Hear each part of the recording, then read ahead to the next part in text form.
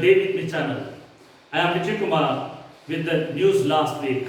Friends, today is September 6, 2020 and I will take you to the important national news first. India can become a global toy hub, says our Prime Minister. He urges the entrepreneurs to tap into the 7 lakh crore industry. 19 lakh NRC excluded from the updated list in Assam continues to hang in the balance. Current banking challenge must intractable one even before the COVID-19, says Urjit Patel, former RBI governor. Salman Khurshid, the caucus leader, says there is no urgency to have an elected Congress chief at present. Many injured in Srinagar amid the Muharram cuts due to some protests. And there is a rise in post-traumatic stress disorder after COVID-19, as survey says, and a panel looks at the lockdown impacts on mental health. Lots of people are affected due to floods in Madhya Pradesh, Orissa and Gujarat. Chinese army is on a provocative action, says our Ministry of External Affairs. GST revenue falls 12% in August. Major decline is in Maharashtra and in Tamil Nadu. Allahabad High Court asked National Investigation Agency to release Kafir Khan, who was detained for his involvement in anti-CAA protests in Uttar Pradesh. Defence Minister Rajnath Singh had a meeting with Ajit Doval, National Safety Advisor, and General Bipin Rawat, Chief of Defence Staff, to discuss about the situation on the line of actual control. India and Russia to hold naval drills in Andaman Sea. Former President Pranab Mukherjee, who passed the day, was cremated with the full military honor. JEE main exam begins with precautions for COVID-19. Question hour dropped in the Lok Sabha schedule of monsoon session. And the government bans 116 mobile apps including PUBG, which are originating from China.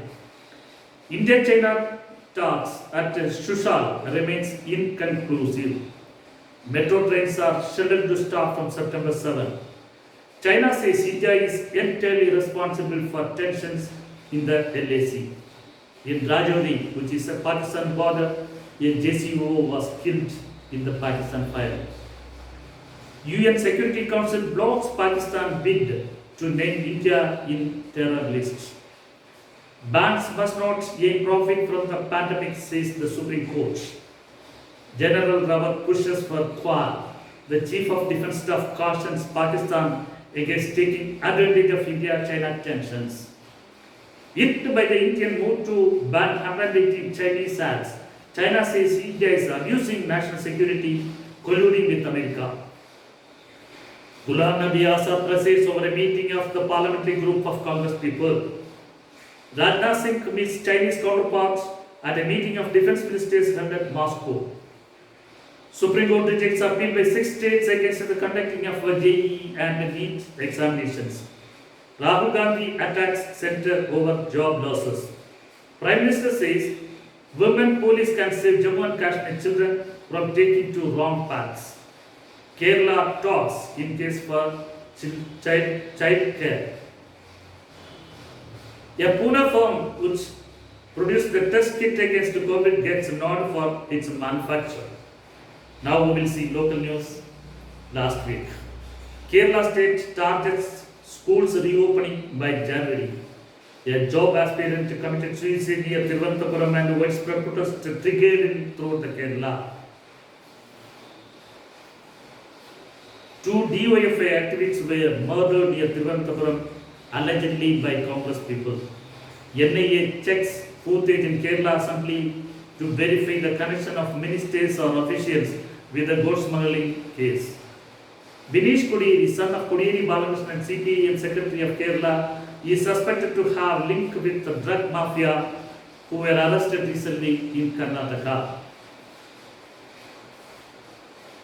During Onam season, there is a fall of COVID patients in Kerala.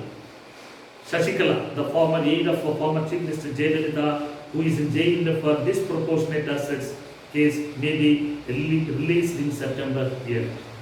Kerala Chief Minister will open a new metro station, Peta, in Ernakulam. Police arrest Kannada actor Ragini Dwivedi for her alleged connection with the drug mafia. Now we will see some international news. Globally, COVID-19 cases crossed 25 million mark. And in the US, one person was shot dead in the city of Portland following clashes between Black Lives Matter protesters and supporters of President Donald Trump.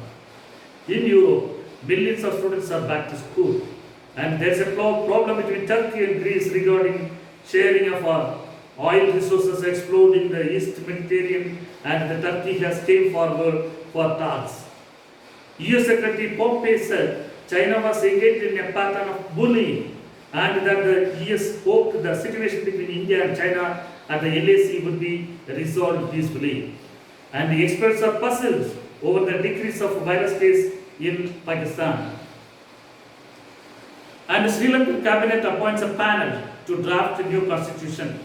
Turkey says Russia will hold military drills in the Mediterranean Sea. A study says the Russian COVID-19 vaccine is a safe one. And Greece rejects NATO mediation in the trouble in the waters of Mediterranean with Turkey. Now we shall have a bird's eye view of the financial news last week. Auto wholesales rise in India and firms eye for fresh demands. Infosys to hire 12,000 more Americans by 2022. Economists projects that economic growth will turn positive by the first quarter of next year.